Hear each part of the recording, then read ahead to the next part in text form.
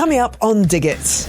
It is so hard to leave a relationship when you know it's the right thing to do. If you're getting waxed, people are like, oh, okay, yes, I'll do this. I'll move this lip here and I'll move that lip there and whatever it takes. My only advice to people would be, if you're using hair removal cream, be careful around your rear. Does it burn? It can burn. Oh, you can't sit down for a long time afterwards. She said, yes, you've got a very small hole. This stunned me a bit and I burst out laughing. Oh my God. All of that right after this.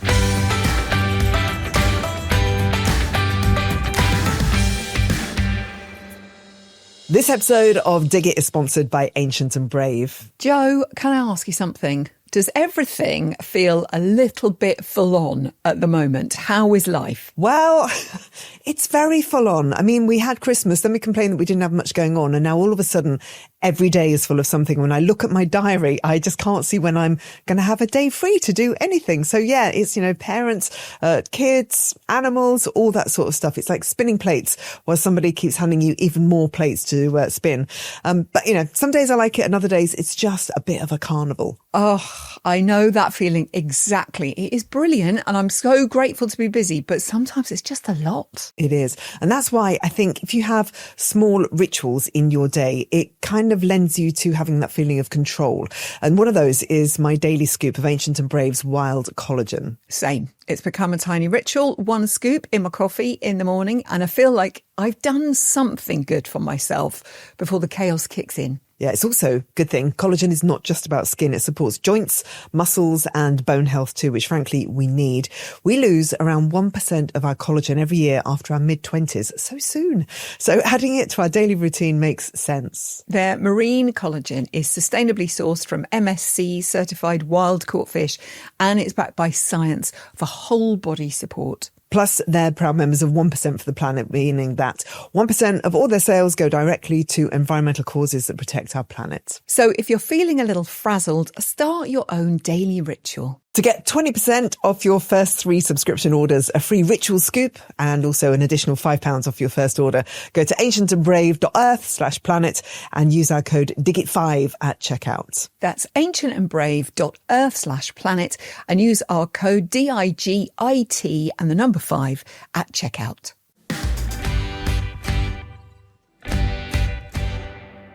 Monday morning. Good morning, diggers. Good morning, Zoe Ball. How are you? It's March. Feeling quite Monday-like, but I will say how lovely it is in the evenings where I'm like, hang on a minute, it's 5:30. It's still light. God. Whoop, whoop.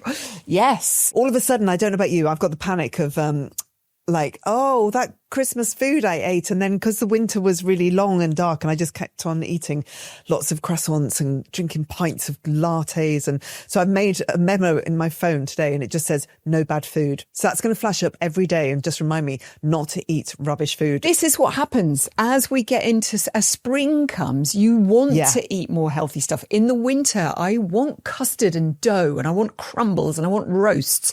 As spring starts to sort of flirt with us from the wings, like, oh, hello, being all coy, you do start thinking, hang on a minute, yeah, maybe I want to eat a nice a risotto or quinoa salad. A lovely quinoa salad. You don't want to eat salad in the dark, wintry nights. You just want stodge and you want feeding. And we're bears and we're all starting to think, oh, is it time to come out? Yeah. So we know what you mean. I'm also very mindful that I've got a half marathon coming up in April, for which I have done practically no training whatsoever. So from here on in, I'm going to be pounding the streets and reporting back whenever I speak to you. If anybody else has done a half marathon and you've gone from 0 to 11 miles or whatever it is, if you've got any tips or advice, I really bloody well need them because I'm panicking wildly. I've come back from holiday and I've done so little and I feel really unfit, like the unfittest I've ever felt.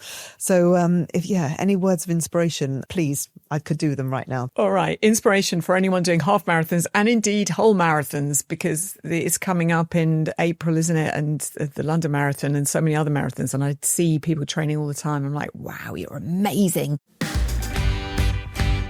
If you're enjoying Dig It so far, please hit follow or subscribe wherever you watch or listen. That way you'll get new episodes delivered directly and you'll never miss an episode. As you know, we love hearing from you. You can always leave your voice notes on the show notes. All the details are there. But we heard from Lou recently, and she had a message about the challenges of navigating life as a single person in a world which is built for relationships and families so often. And so many of you have been in touch to share your experiences, which has been brilliant. So let's share some of those. Fraser, for starters. Lou, you're not alone. I'm living the same parallel life as you. Life seems to be designed for two people living and growing together, or for families of four. I think the only comfort I have to offer is that you have to get to a place where you really value yourself. That would be my contribution. And then when you step into the world where you're doing it from a place of peace with who you are, people actually do recognise this. You give off a feeling and people will warm to it. Live in the moment. Do not catastrophize too much about the future.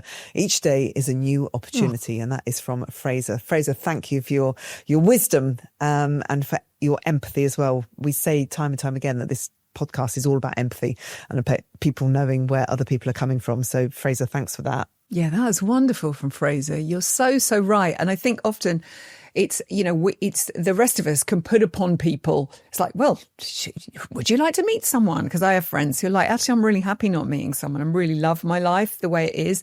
And I've had to change my attitude to them. It's like, stop wishing for them to meet someone. And I've got friends who've been through loads of traumatic stuff who have said, oh, if I just met someone. It's like, no, just be you at the moment. Be there for yourself, because meeting someone else who's just going to come into your life with a load more baggage is not necessarily what you always need. So sometimes we've just got to reframe how we see ourselves and reframe how we see those we love. We've also had this voice note from Lucy about her experience of moving through life as a single person. Hi, Joe and Zoe. First of all, thank you so much for your amazing podcast. I'm finding so much of it is really relevant to me and my life as a rapidly approaching middle-aged woman. Maybe I am middle-aged already.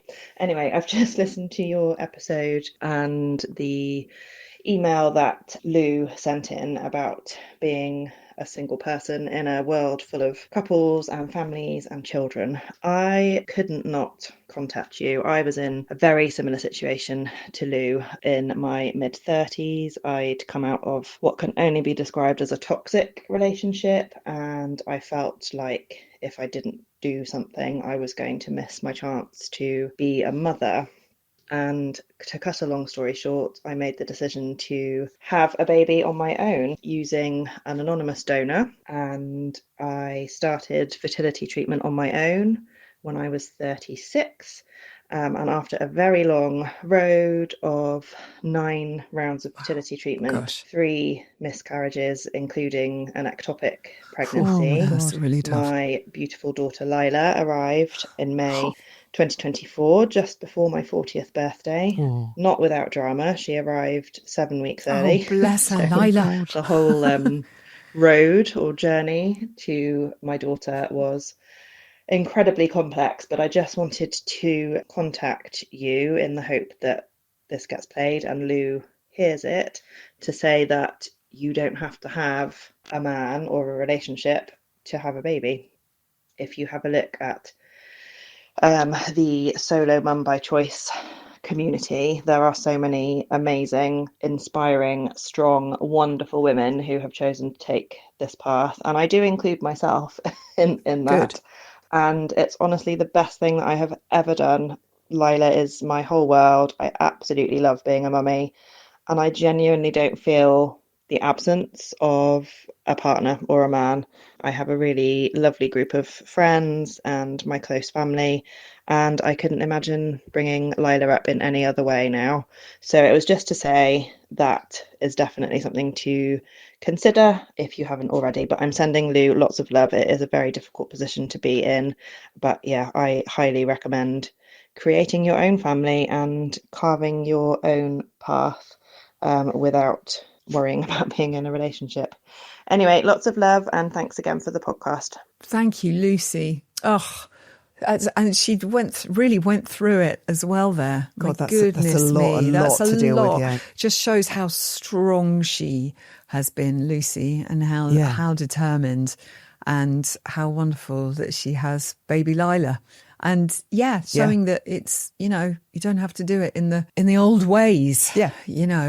There are other ways to have kids and you can do it on your own. Sounds like Lucy's found the perfect community as well, like other women out there who want to do this on their own. And to be within that community, to have people to talk to have their support. How fantastic. So thank you very much indeed, Lucy, for sharing that with us. Lots and lots of love. We also got in touch with author Lucy Megason, who helps single women reframe how they see their lives. Her book, Shiny Happy Singles and Thrive Solo podcast delve into this very subject. And she sent us this voice note with some thoughts for Lou. Hey Lou, I don't think this directly answers your question, but having hosted a podcast about single life for the last 4 years, this is what I feel called to say to you. With love, I don't think your singleness is the core problem here. I think the story you're telling yourself about it might be. Often what hurts most isn't being single itself. It's the belief that you're not meant to be. We've grown up in a culture that tells us marriage and babies are the definition of success. So if that hasn't happened, it can quietly feel like you've failed. But that storyline is not a fact. It's something we've inherited. And if you're viewing your life through that lens, that partnered with kids equals correct and single equals less than, of course it's going to feel painful. So here's what I would suggest. Work on the most important relationship of all, the one you have with yourself. Focus on becoming the most solid, alive, engaged, excited version of you. Not to increase the odds of finding a partner, but because when you genuinely feel good about you, when you're excited by your own life, you stop needing someone else to complete the picture. That is the shift. And yes, ironically, that's also when you're way more likely to attract somebody healthy because you're not operating from lack. Also, pay attention to your mental diet. Who are you listening to? What are you consuming? Our inputs shape how we feel about ourselves more than we realize. And on loneliness, relationship status isn't the cure. There are coupled people who feel deeply lonely and single people who feel deeply connected. The question is how connected you are to yourself and your wider life. As for the grief around not having kids, that's so real. I felt it too. But it doesn't have to define you. It can coexist alongside meaning and growth and joy. You are not alone. There are more single women than ever before, and many are consciously choosing peace, autonomy, and freedom over the wrong relationship. Your life is not on hold. It's happening right now. Sending you lots of love. What an amazing voice Lucy has, by the way. I believe her. I'd do whatever she told me to do. She's very commanding and very calm as well. Yeah, really, really good. She's really thought about this. She's really looked into it. She really understands it. So, Lucy, thank you so much. And Lou, I really hope that those messages are of help and comfort to you. And you should definitely check out Lucy's podcast. I think that would really be brilliant for you as well.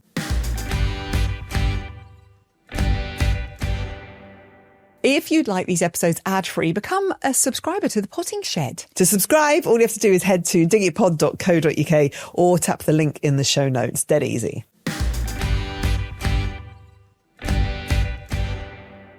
Welcome back. We've had a question from an anonymous listener, and the subject is when to introduce a new partner to your kids after divorce. It goes, "Hi, Joe and Zoe. I'm a huge fan of your podcast. Love listening on my commute. I'm 46. I've separated from my husband 18 months ago. We've been together 25 years, so it's been a bit rough, which is an understatement. My question is, I've started dating again via apps, as I find meeting new people is difficult at this age. But do I explain that to my 2 teenage boys, or do I leave it until I meet someone I want them to know about, if that happens? For context, there was no third party involved in the breakdown of our marriage. It was driven by me because we'd grown apart and I was desperately unhappy. Consequently, my sons have blamed me for the huge change in their lives. Oh my God, that's tough. They see their dad regularly, but I'm anticipating resistance if they knew I was dating or if I was to introduce them to a new partner. Keep up the good work." Oh, blimey. I mean, that must have taken an awful lot of strength, and you must have been desperately, desperately unhappy. And I hope you're in a better and happier place right now. And you know, somewhere along the line, your boys will understand that. But Zoe, I guess I don't know. What do you think about this? This is something you've been through more than I have, about introducing new partners. Well, yes, I have, and quite a few times. Another one, as my kids would say. No, I'm just kidding.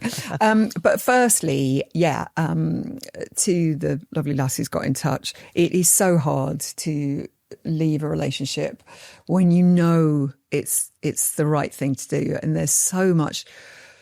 It's just so difficult. You feel awful for the person you've left. You feel terrible for breaking up a family. You feel guilty for your kids. It is a lot, and it does take such bravery. But when you're out and the dust starts to settle, you realise that it is, was exactly what you needed to do. And hopefully your kids, as they get older, you can talk to them a little bit more about, why that happened. Sometimes you might not want to talk to them about that. They might not want to hear it. I think sometimes it takes for them to be adults themselves and be in relationships to realise how difficult it is, really. But I do understand that guilt that you probably have in your heart, and I hope that you can let that go. And then dating again. Well, goodness me. Introducing new partners is a tricky one. I think it's something that you just have to sort of go with the feeling of it. I think don't be too keen to do it too soon. I think you can get carried away with the whole thing. I think it's okay to have a bit of a private life that isn't, part of the kid's life for a little bit, and see how. I don't think they need to know the process, do they? At this point, possibly. No, maybe keep that to yourself.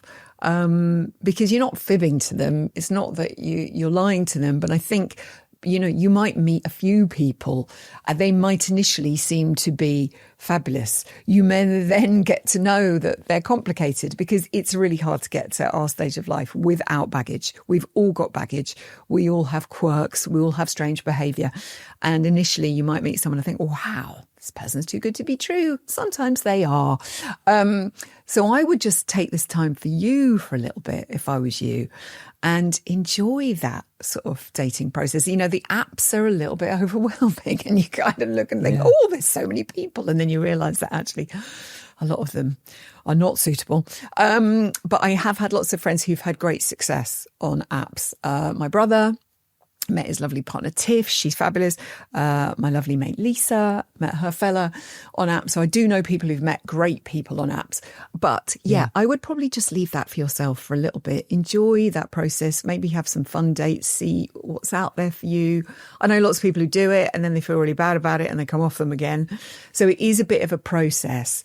And I think you'll know in time if there is someone who fits into your world and your life, and just take it easy with that. I would. And then hopefully if you meet someone that you're like, oh, okay, yeah, this is all right. You just need to get to know them, what makes them tick and what's happened in their world. And don't let anyone push you into, because you are the only person who will know when it's right for you and it's right for your kids. But I wouldn't rush that. I think in the past I've rushed that by welcoming someone in and being like, here's my kids, here's my life, this is me, la, la, la, la, la.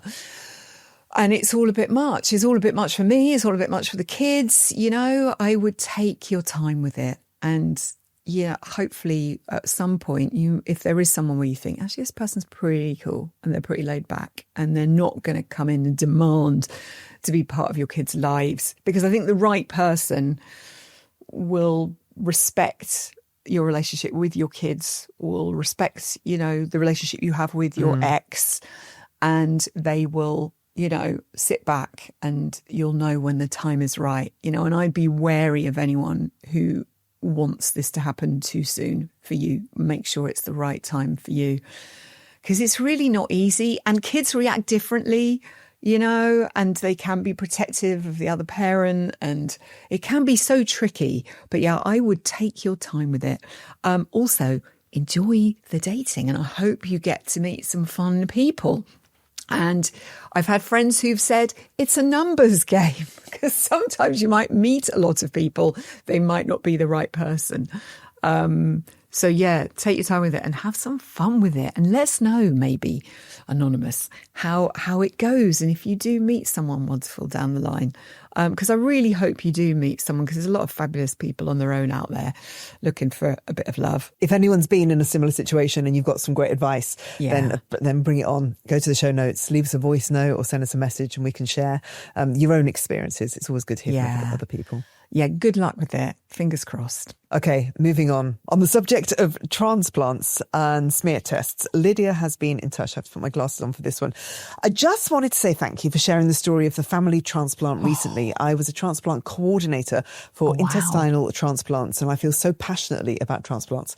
It's so important to raise awareness. I really hope that the lovely pair are still doing well. Also, there are options out there for people waiting for a possible donor, even if they aren't a direct match. After being a transplant nurse, I went on to become a practice nurse.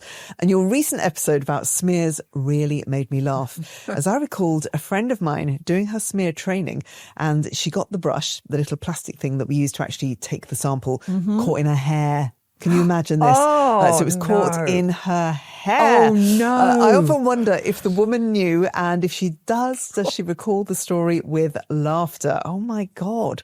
I love the pod. You've taken my pod virginity. I think we've done that with a lot of people, right? People who've never listened to podcasts before. This is their first. And I'm so pleased I waited until now as a 41-year-old perimenopausal mum, wife, daughter and nurse. Thank you for spreading such important messages as well as bringing such joy. So thank you very much indeed. And if I can reiterate 2 messages, talk about organ donation. Yes. You don't know whose life it could change. Absolutely.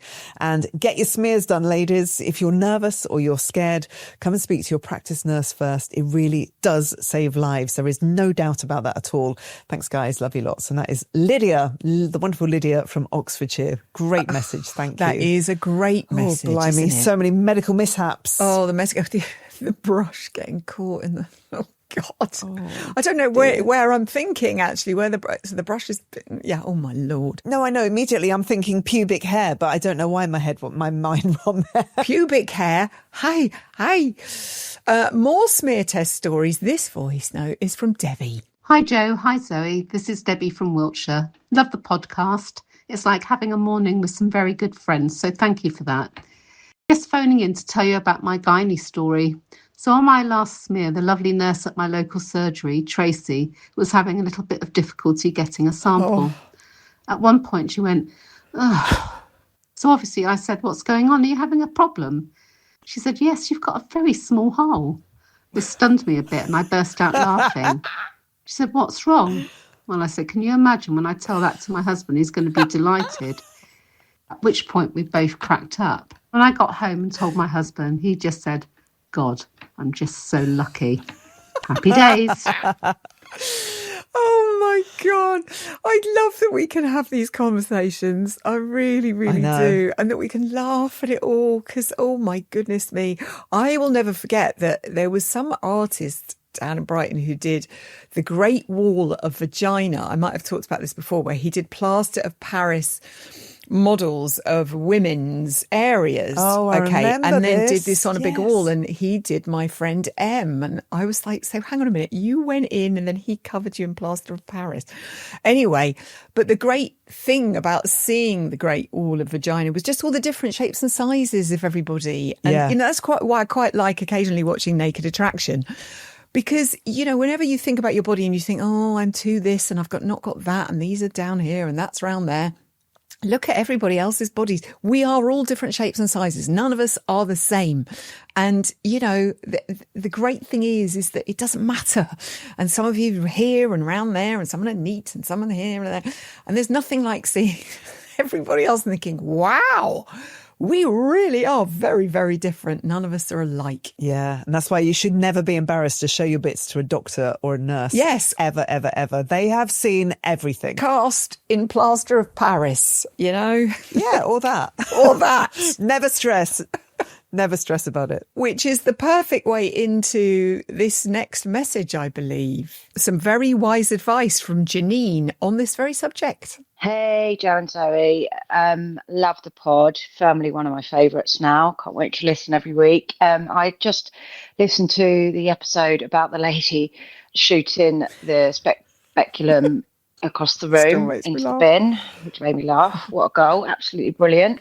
I just wanted to say I am an intimate waxer. So I Ooh. see ladies' bits day in, day out. And I wanted to really say that I know a lot of people find it really hard. A lot of ladies find it really hard and find it embarrassing. But believe me, there is nothing to be embarrassed about.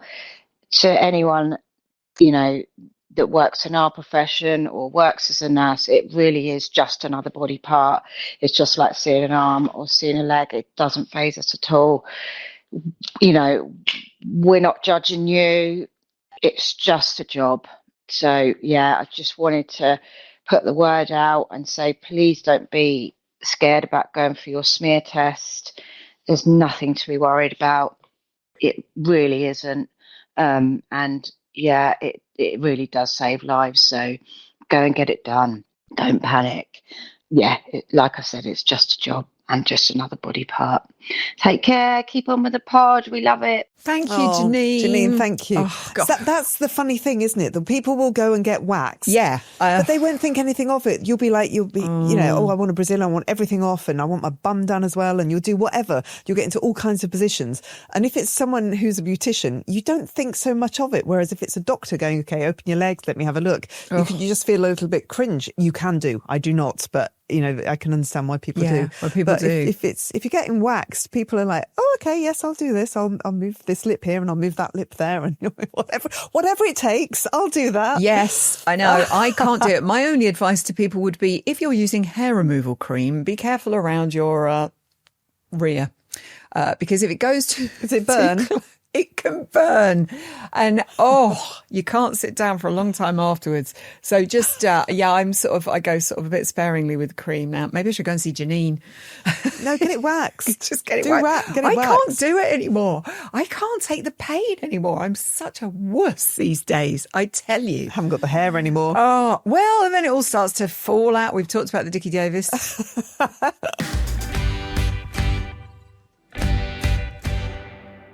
Thank you for getting in touch. We do love hearing from you, your moving stories, your funny stories, anything that you'd like to discuss with us. And you can remain anonymous if you're sharing sensitive subject matters that you don't particularly want anyone to put your name to. Although we're open here, you can share anything you like. And Joe and I frequently do. So feel most at home. Anyway, should we march on into March, Joe? I think so. I've got to check with one of my family members. There is a medical story which I'm dying to tell, but I need to get their permission first of all. Okay. It's kind of along the lines of speculum. So I'll leave you on that cliffhanger. Doof, doof, doof. Next time on Dig It. Yes. Okay. Perhaps. I will beg. All right. Have a lovely rest of the week and I'll see you on Wednesday. And you, darling. Let's hope for some sunshine. All right. Bye. Lots of love.